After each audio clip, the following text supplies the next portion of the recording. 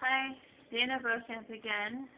My persuasive speech is about donating plasma. My specific purpose would be to persuade my audience to donate plasma. Um, my thesis statement is hoping to encourage you to donate plasma to help save a life today. Um, so a brief history about plasma inventor would be Charles R. Drew, born on June 3, 1904 in Washington, D.C. He was an African-American physician who developed ways to process and store blood plasma in blood banks. A pioneering African-American medical researcher, Dr. Charles R. Drew made some groundbreaking discoveries in the storage and processing of blood for transfusions. He did his internship and residency at the Royal Victoria Hospital during this time. Drew studied with Dr. John Beatty, and they examined problems and issues regarding blood transfusion in 1938. Drew received a Rockefeller Fellowship to study at Columbia University and train at the Presbyterian Hospital in New York City.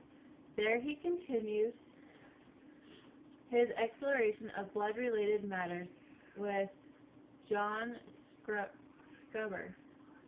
Drew developed a method for processing and preserving blood plasma, or blood without cells.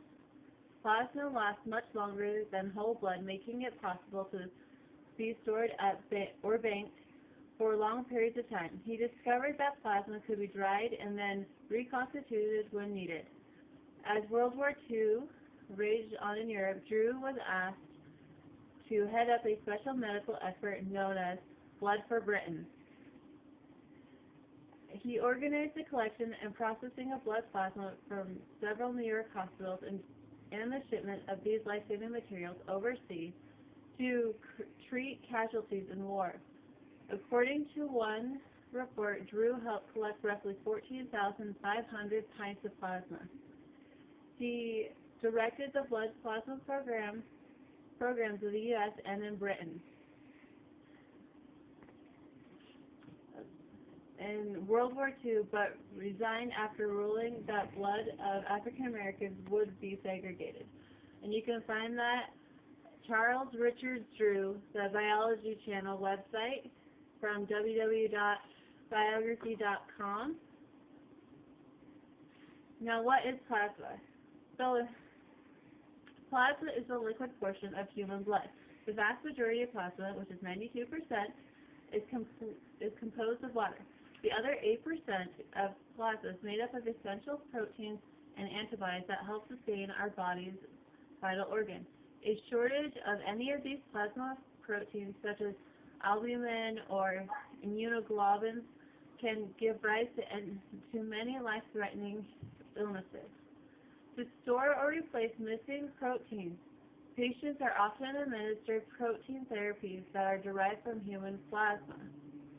And you can find that at biomatusa.grifols.com.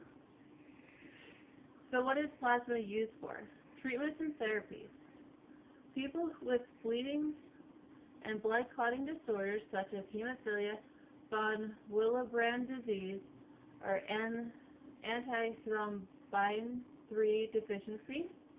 And here's a picture of some.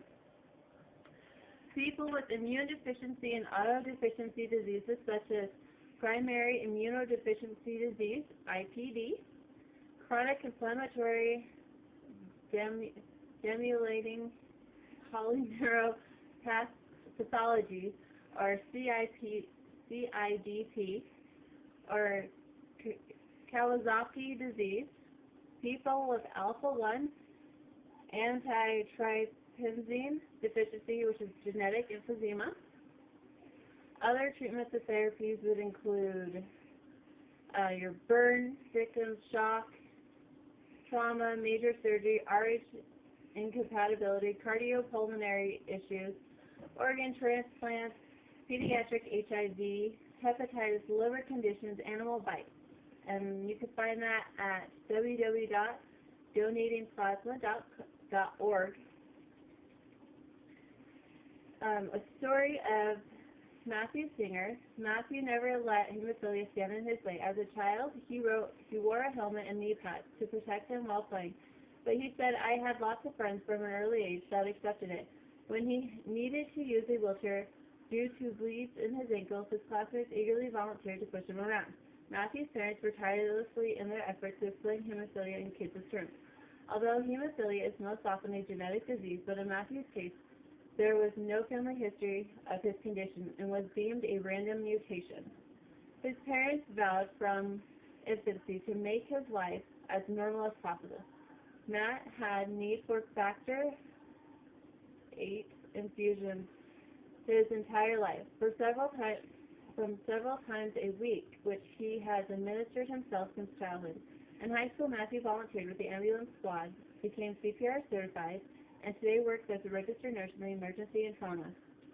He believes that having hemophilia has helped him empathize with children who have chronic medical illnesses and serves as a positive role model. Matt worked as a counselor at Paul Newman's Hole in the Wall camp for children with chronic illnesses that he attended as a child, and volunteered from Delaware Valley chapter of the National Hemophilia Foundation. And you can also find that at www.donatingplasma.com under Patient Stories, Matthew Singer. Now I'm going to walk you through the process of donating plasma. First, what you'll do in order to donate plasma, you need to eat a good healthy meal 30 minutes before and drink lots of water the day before. You must be 18 years of age and will need a driver's license, social security card, proof of residency.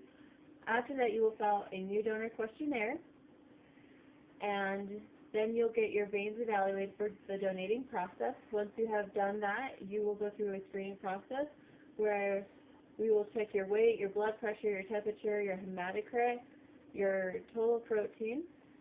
We also ask you some medical history questions to ensure that your health has not changed.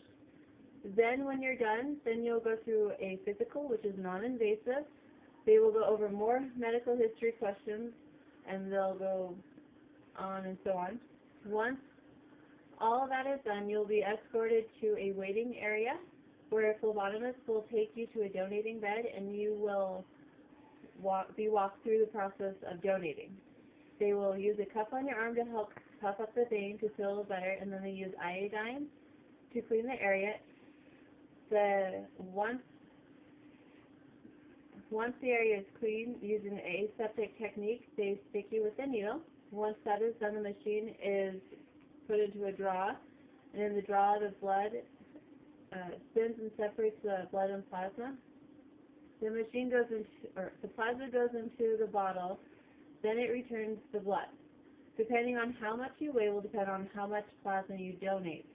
This process takes about 45 minutes, give or take. Once you are done donating, the phlebotomist will disconnect you from the machine. Then you sit in another waiting area to receive payment for your time and your donation. Now what's in it for you? You can earn up to $260 a month, plus you get a choice of a free t-shirt, that says you saved a life.